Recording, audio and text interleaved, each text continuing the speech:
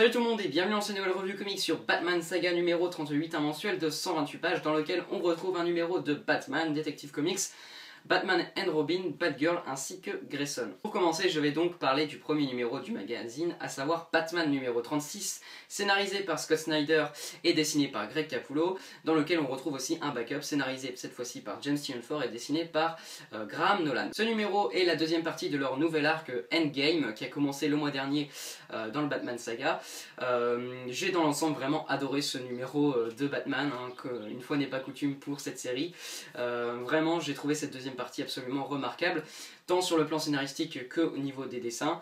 Le scénario est vraiment très bon. La première partie, on a droit à un affrontement, qu'on utilisait tout simplement à la fin du Batman 35, donc à savoir celui de Batman et Superman qui s'est retrouvé contrôlé comme le reste des membres de la Justice League par le Joker ou une toxine qu'il aurait mis au point.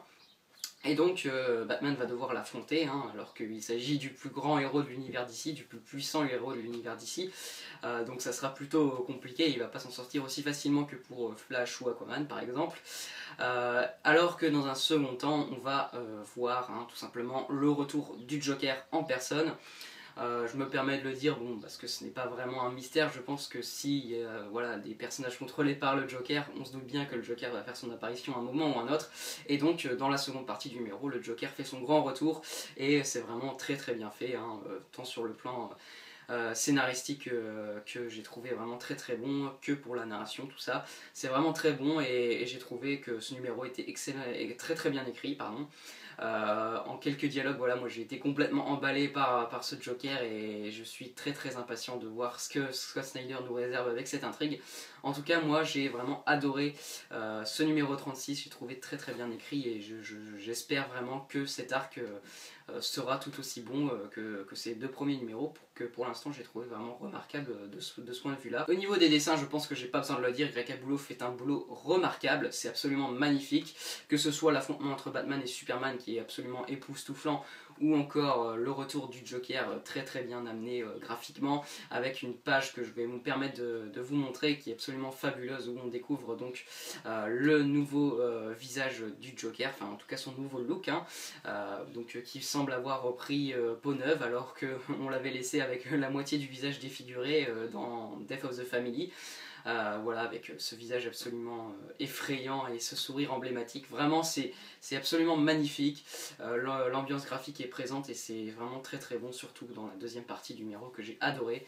Donc c'est absolument sublime, une fois n'est pas coutume pour Batman et les dessins de Capullo, avec en plus l'ancrage et la colo toujours aussi très bon. Pour terminer sur le numéro de Batman, je tiens à préciser qu'on a encore une fois un backup écrit par James Tynion et donc dessiné par Graham Nolan, comme je l'ai déjà dit.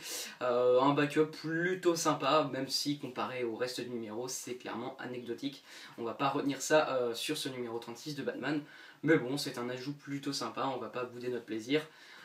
Mais c'est clair que je trouve pour l'instant les backups un peu en dessous comparé avec ce qu'on avait pu avoir sur Death of the Family, où j'avais beaucoup aimé les backups, sûrement dû au fait qu'on avait Jock au dessin et forcément c'était un peu plus au-dessus au niveau des dessins. Donc pour moi ce numéro 36 de Batman, je lui mettrai un excellent 9 sur 10, pour moi encore un cran au-dessus par rapport au numéro 35 que j'avais déjà vraiment bien aimé. Ce numéro 36 est vraiment remarquable, je suis très impatient de découvrir le 37. Je passe ensuite au numéro 36 de Detective Comics, écrit par Benjamin Percy et dessiné par Jean-Paul Léon. Je vais donner à peu près un même avis que celui du mois dernier, parce que j'ai trouvé ce numéro à peu près identique. Scénaristiquement, Batman doit arrêter cette espèce de terroriste qui a, on va dire, mis au point une espèce de bactéries, qui s'en aurait pris un équipage dans un état de décomposition assez inquiétant. Batman aurait été exposé à cette maladie ou bactérie, je ne sais pas vraiment comment appeler ça, et donc il va devoir très vite retrouver un remède contre ça, sinon il sera lui-même infecté et mourra tout simplement. Donc c'est sympa, ça fait son boulot, mais bon, il est clair et net que ces numéros fill-in, j'ai trouvé ça vraiment plutôt discutable.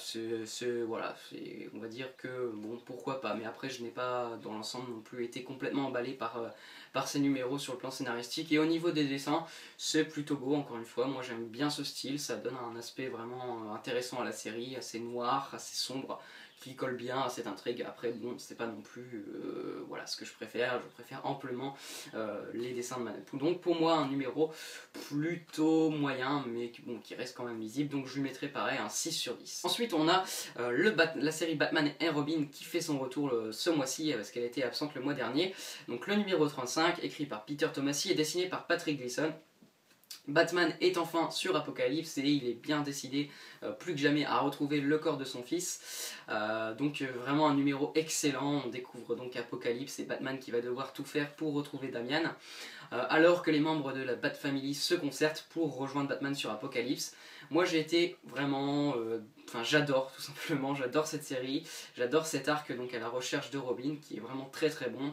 Les personnages sont très bien écrits, les interactions entre eux sont vraiment géniales, la Bat Family est vraiment, enfin c'est génial de les voir essayer de s'entraider pour tout simplement retrouver Batman, tandis que Batman lui est fidèle à lui-même, plus en colère que jamais et décidé à retrouver Damian quoi qu'il arrive. Donc vraiment j'ai adoré, ça fait vraiment plaisir de découvrir donc Apocalypse, la planète de Darkseid, hein, pour ceux qui ne seraient pas au courant, pour vous donner à peu près l'étendue du danger que cette planète est. Enfin, voilà.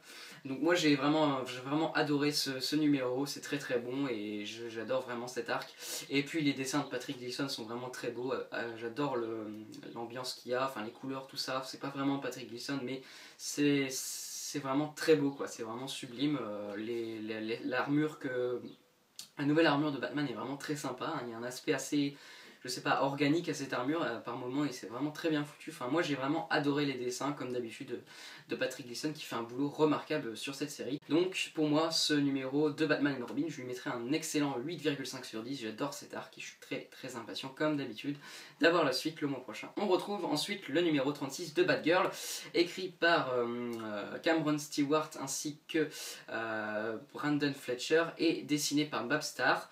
Ce numéro m'a dans l'ensemble un peu refroidi pour cette nouvelle équipe créative. J'avais été plutôt emballé par le numéro 35 et je dois avouer que ce 36 m'a... Je sais pas, j'ai été moins emballé parce que scénaristiquement ils ont l'air de partir dans la même direction et ça m'inquiète un peu. C'est-à-dire que Batgirl dans ce numéro va essayer de retrouver, enfin d'avoir accès à les données qu'elle a perdues sur son ordi portable, tout ça. Bon, voilà, c'est pas le genre d'histoire qui me passionne outre mesure, je dois avouer. Je pensais qu'en fait, voilà, c'était juste le temps d'un numéro, qu'on comprenne voilà, les marques de la série et de cette nouvelle direction. Je me doute bien qu'on restera dans cette direction assez girly, tout ça. Voilà, ils ont une empreinte et ils vont la laisser sur la série. Ça, je ne me faisais aucune illusion là-dessus. C'est vraiment sur le plan scénaristique que voilà, j'espérais des histoires un peu plus, avec d'un peu plus grande envergure, tout ça. Pour l'instant, ça part pas comme ça, on verra bien. En tout cas, c'est quand même très sympa et rafraîchissant à lire, je dis pas le contraire. Mais je suis tout de même un peu déçu, je dois avouer, par les intrigues développées. Mais encore une fois, c'est très sympa à lire. Les dessins de Babstar sont vraiment très très cool, le découpage est vraiment très sympa. Moi j'ai été convaincu, et c'est un style graphique qui colle vraiment très bien à cette nouvelle direction, bien évidemment, et qui, encore une fois, est plutôt... Voilà, ça change un peu, quoi, tout simplement, et je trouve ça plutôt le bienvenu. Après, bon, encore une fois, je suis un peu mitigé, j'attends d'en voir plus, voilà, je ne me prononce pas encore totalement, j'attends de voir dans quelle direction ils vont vraiment partir sur le plan scénaristique, mais en tout cas, pour l'instant, voilà, je suis plutôt mitigé. Donc, je lui mettrai un 6,5 sur 10, pour moi, c'est bon, mais c'est pas non plus excellent. J'attends de voir la suite. Je termine donc par parler du numéro 4 de la série Grayson, écrit par Tim Seeley et Tom King, et dessiné par Michael Janin. Un numéro, c'est pareil, qui m'a moins plu que celui du mois dernier dans l'ensemble, parce que j'ai trouvé que scénaristiquement c'était un peu en dessous. Bon, côté dessin, je vais aller très vite, c'est pour le coup, c'est comme d'habitude, c'est absolument magnifique. Michael Janin fait un boulot très très très bon, enfin un excellent boulot, voilà. C'est juste magnifique, les visages sont très réussis, de très belles planches, des doubles pages vraiment cool, enfin une en particulier. Vraiment, j'ai rien à dire, c'est vraiment beau, c'est dynamique, c'est précis. C'est travaillé, enfin bref, rien à dire, Michael Janin est vraiment au top. Par contre, sur le plan scénaristique, je sais pas, j'ai un peu moins apprécié, j'ai l'impression que c'est un numéro un peu de pause, enfin je sais pas, il se passe pas grand chose dans ce numéro en fait, tout simplement. On a le chef de l'organisation Spirale qui est au courant qu'il y a quelqu'un qui a réussi à communiquer avec quelqu'un qui n'est pas membre de l'organisation, donc quelqu'un qui vient de l'extérieur, donc ça l'inquiète et il veut que l'agent Barthélemy retrouve cette personne qui qui a fait des communications avec quelqu'un de l'extérieur, et donc il s'agit de Grayson, hein, comme nous on le sait, qui communique avec Batman. Donc Grayson doit faire très attention, enfin Dick doit faire très attention pour de ne pas se faire repérer tout simplement. Voilà, c'est un numéro encore une fois, bon, sympathique à lire, mais qui ne m'a pas non plus totalement emballé, je n'ai pas été conquis à 100%. J'avais beaucoup aimé le numéro 3, mais celui-ci m'a un peu moins plu. Après bon voilà, ça peut pas toujours être au même niveau, je me doute bien. J'attends de voir le mois prochain, j'aime toujours la série, il n'y a aucun souci là-dessus. De toute façon, rien que pour les dessins déjà c'est un très très bon point positif. Donc je lui mettrai un 7 sur 10 pour moi, une petite baisse de régime, mais encore une fois c'est pas catastrophique, loin de là. Donc dans l'ensemble, une qualité de magazine plutôt... il y en a un peu de tout, voilà, il y a on va dire plutôt inégal en termes de qualité. On a d'un côté Batman and Robin qui est vraiment très bon, la série Batman j'en parle pas, pour moi c'est excellent tout simplement, l'Arcane Gang vraiment très très bon et commence très fort, et j'espère vraiment que ça continuera sur la lancée et que ça ne cessera d'être incroyable.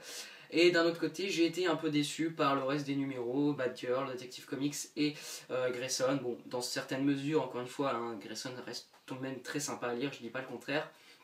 Donc voilà, un numéro plutôt inégal, mais qui rien que pour Batman et Batman et Robin vaut l'achat du magazine. Et puis je n'ai nul doute que au retour de Manapool et Buccellato, la série Detective Comics sera très très bonne. Donc voilà, je me fais aucun souci là-dessus, c'est juste le temps d'un mois qu'on a certains numéros un peu moins bons. C'est comme ça, c'est le jeu des magazines et des séries, hein, d'avoir plusieurs séries. En tout cas, un bon numéro dans l'ensemble malgré tout, que je conseille. En attendant, je vous dis à la prochaine, prenez soin de vous, on se retrouve donc pour la review de Green Lantern Saga 32. D'ici là, prenez soin de vous, puis à plus tout le monde.